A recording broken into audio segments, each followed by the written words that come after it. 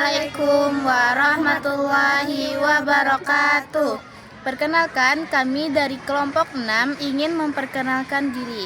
Perkenalkan, nama saya Mahabbah Hafifah Fikriyah. Perkenalkan, nama saya Nora Salsabila. Perkenalkan, nama saya Indah Baron Agustin. Perkenalkan, nama saya Zabrina Iskandar Putri. Perkenalkan, nama saya Nadia Akila Fahrani. Di sini kami ingin membuat video tentang ciri-ciri makhluk hidup.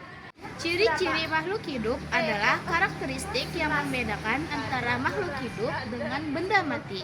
Ciri-cirinya ada 8, yaitu bernafas, makan dan minum, mengeluarkan zat sisa atau ekskresi, tumbuh dan berkembang, bereproduksi, merasa dan menanggapi rangsangan, beradaptasi, serta bergerak. Memerlukan makanan atau nutrisi adalah salah satu ciri utama makhluk hidup. Makanan berfungsi sebagai sumber energi yang dibutuhkan untuk melakukan berbagai aktivitas seperti bergerak, tumbuh, dan menjalankan fungsi tubuh lainnya. Jenis nutrisi yang dibutuhkan oleh makhluk hidup: pertama, nutrisi makronutrien atau nutrisi yang diperlukan dalam jumlah banyak, contohnya karbohidrat, lemak, dan protein. Kedua, nutrisi mikronutrien atau nutrisi yang diperlukan dalam jumlah sedikit, contohnya vitamin dan mineral.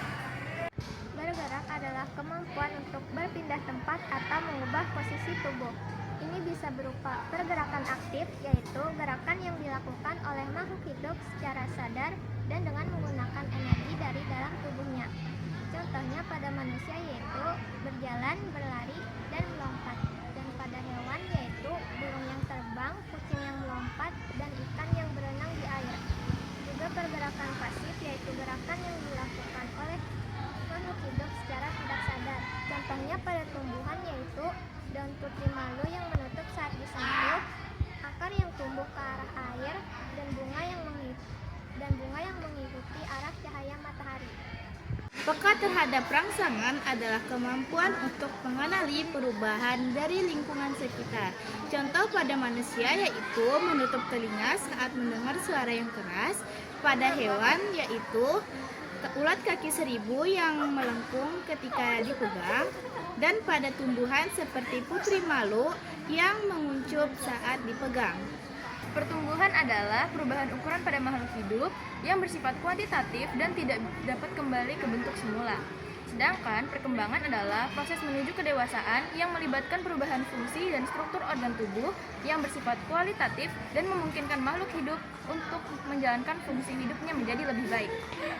Berkembang biak adalah proses makhluk hidup untuk menghasilkan individu baru yang serupa dengan dirinya, yang bertujuan untuk melestarikan jenisnya agar tidak punah. Adaptasi pada manusia, hewan, dan tumbuhan. 1. Manusia. Adaptasi manusia adalah kemampuan atau proses penyesuaian diri terhadap lingkungan fisik atau sosial. Pada hewan. Adaptasi hewan adalah kemampuan hewan untuk menyesuaikan diri dengan lingkungannya agar dapat bertahan hidup. 3. Pada tumbuhan. Adaptasi tumbuhan adalah cara tumbuhan menyesuaikan diri dengan lingkungan tempat mereka tinggal agar dapat bertahan hidup. Contoh beradaptasi pada manusia, hewan, dan tumbuhan adalah morfologi, fisiologi, dan tingkah laku. Mengeluarkan zat sisa pada manusia, hewan, dan tumbuhan. 1. Manusia. Sistem ekskresi pada manusia adalah proses pengeluaran zat sisa metabolisme dan racun dari dalam tubuh. 2. Hewan. Zat sisa yang dikeluarkan oleh hewan disebut produk ekskresi dan proses pengeluarannya disebut ekskresi. Zat sisa ini dihasilkan dari proses metabolisme dari dalam tubuh hewan dan perlu dikeluarkan untuk menjaga keseimbangan tubuh. Tumbuhan. Tumbuhan mengeluarkan zat sisa melalui beberapa cara. Karbon dioksida atau CO2 yang dihasilkan dari respirasi atau kelebihan air dikeluarkan melalui stomata dan lentisel. Contoh-contoh mengeluarkan zat sisa pada manusia, hewan, dan tumbuhan. 1. Pada manusia. Pada manusia adalah proses ekskresinya adalah urin, feses, keringat, dan karbon dioksida. Pada hewan sama seperti manusia yaitu urin, feses, keringat, dan karbon dioksida. Pada tumbuhan oksigen dan karbon dioksida.